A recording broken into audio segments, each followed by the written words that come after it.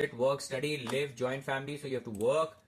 इसके लिए आपको एम्प्लॉयमेंट परमिट ऑनलाइन सिस्टम पे जाना है और वहां पे जाके आपको रजिस्टर कर लेना है।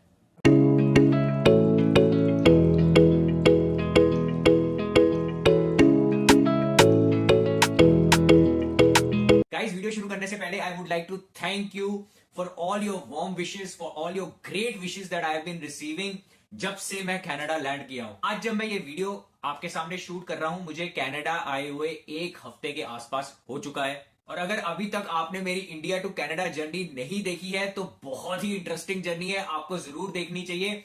इस वीडियो को देखने के बाद आप उस वीडियो को भी जरूर चेकआउट कीजिएगा और मैं इस वीडियो के डिस्क्रिप्शन में उसका लिंक भी दे दूंगा।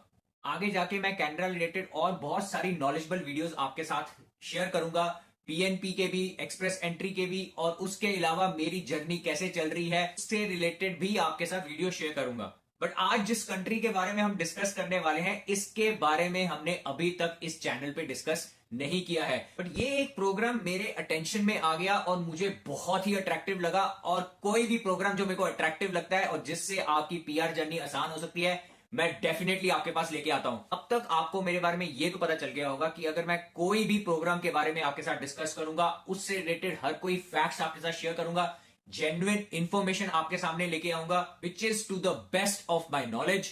एक ही मटेरियल को बार बार रिपीट कर करके, पैर को सर में लगा के, सर को पैर में लगा के बार बार सेम टाइप की वीडियोस बनाना, ये मेरे एथिक्स के बिल्कुल खिलाफ है और ना ही मैं ये कभी करूंगा। अगर कोई जेन्युइन प्रोग्राम मिलेगा जो आपके लिए हेल्पफुल होगा, वो ही आपको शेयर करूंगा, which can be helpful for you to achieve your dream of moving abroad by securing work visa, PR and finally citizenship. चलिए जल्द से हम इस प्रोग्राम के पहले बेनिफिट्स के बारे में डिस्कस कर लेते हैं। पहला तो ये कि आप परमानेंट रेजिडेंसी के लिए अप्लाई कर सकते हैं इस कंट्री के लिए after 2 years through this programme.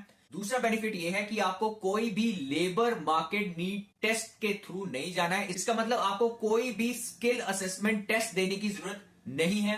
तीसरा बेनिफिट ये कि 5 साल इस कंट्री में गुजारने के बाद through this programme you will be eligible to apply for citizenship.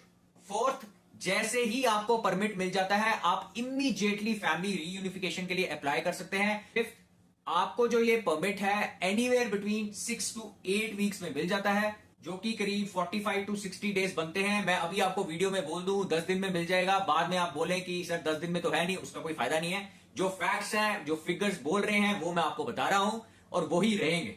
Sixth, इस परमिट के अंदर जो आपको मिनिमम सैलरी ऑफर की जाएगी वो है 38,000 यूरोस एनुअली। अब आइलैंड में मूव करने के लिए 3 वेज हैं, स्पेसिफिकली जब आप 90 डेज या उससे ज्यादा आइलैंड में रहना चाहते हैं। पहला आता है हमारा इंटर कंपनी ट्रांसफर, जहां पे आपकी ऑर्गेनाइजेशन जिसमें आप करंटली काम कर रहे हैं, वो आपको आयरलैंड की ब्रांच में भेजना चाहते हैं फॉर अ स्पेसिफिक प्रोजेक्ट। उस केस में आप आयरलैंड जा सकते हैं।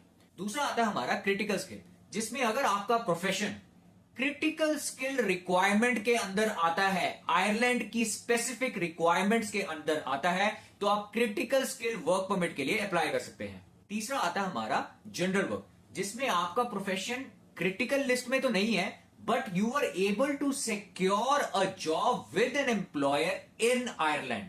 उस केस में आपका एम्प्लॉयर आपके लिए वर्क परमिट अप्लाई करता है।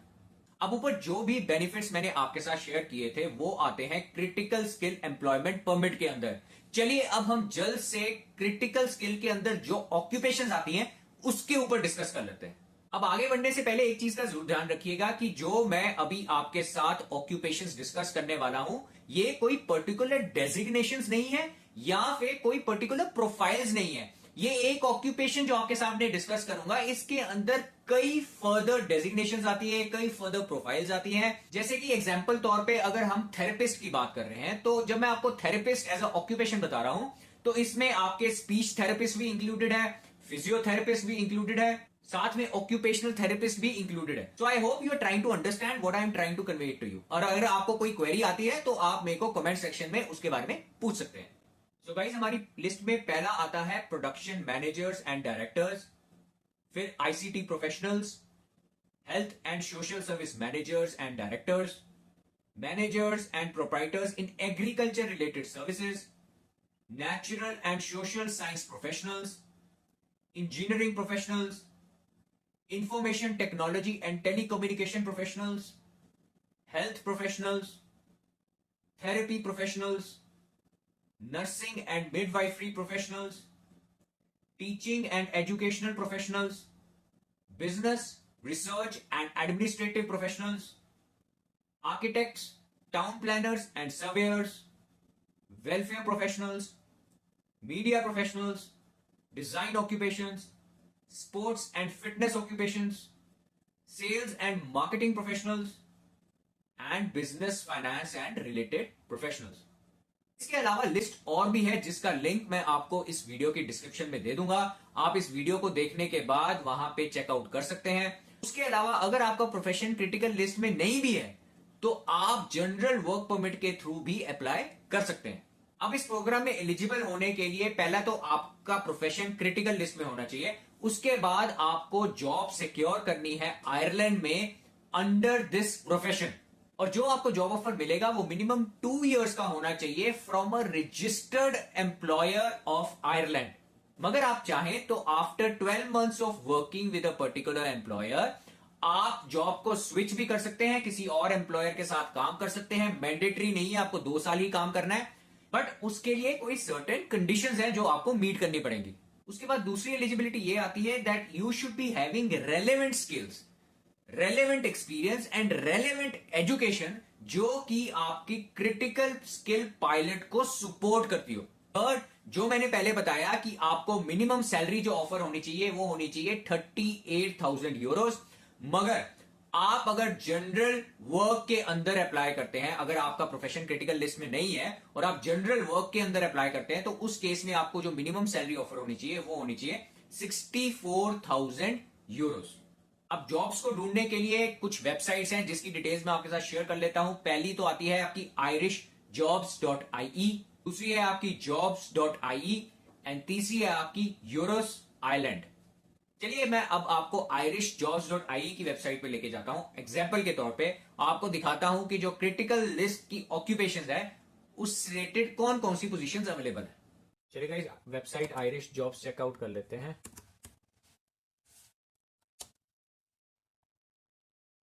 ये आपका लिंक है। यहाँ पे क्रिटिकल ऑक्यूपेशन लिस्ट मैंने निकाली हुई है। इसमें let's go for registered nurse search. तो ये देखिए रजिस्टर्ड नर्स रिलेटेड सारी पोजीशंस आ चुकी हैं। यहाँ पे आपको सैलरी भी मेंशन है 33,943 यूरोस टू 51,628 यूरोस। किसी में डिस्क्लोज नहीं किया गया है, किसी में है। यहाँ पे 38,000 euros per annum, relocate to Ireland. तो these are the positions for nurse. यहाँ पे clinical nurse manager two position 57,000 to 67,200 Euros.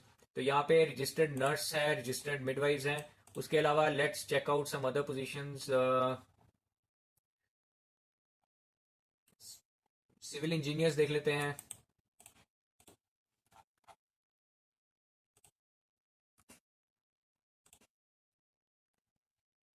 ये आपके सिविल इंजीनियर की पोजीशंस आ गई। यहाँ पे कईयों में सैलरी डिस्क्लोज की गई है, कईयों में नहीं की गई।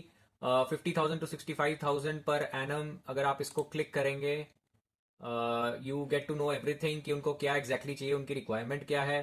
और यहाँ पे अप्लाई का बटन है, इसको आप दबा के अप्लाई कर सकते हैं। You need to first sign in and register.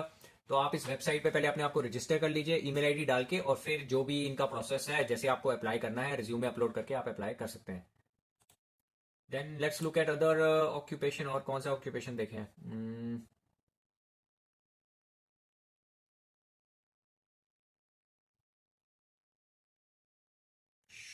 Social worker check कर लेते हैं। सो इन सोशल वर्कर, यहाँ पे आप सोशल वर्कर डालें, सर्च करें, तो ये आपके पास आइलैंड में जो सोशल वर्क रिलेटेड पोजीशंस हैं वो आ गई हैं। सोशल वर्क सीनियर की पोजीशन 59,000 टू 70,000 यूरोज। देन यहाँ पे professional qualified social worker with salary of 50,000 to 66,000 euros. फिर then you have it here social worker medical 46,000 to 67,000 euros. So this is how you can actually search for the jobs. ये सिर्फ एक example दिया है, इस तरह की मैंने आपको 2 और वेबसाइट्स बताई हैं जहां पे आप जॉब्स को ढूंढ सकते हैं।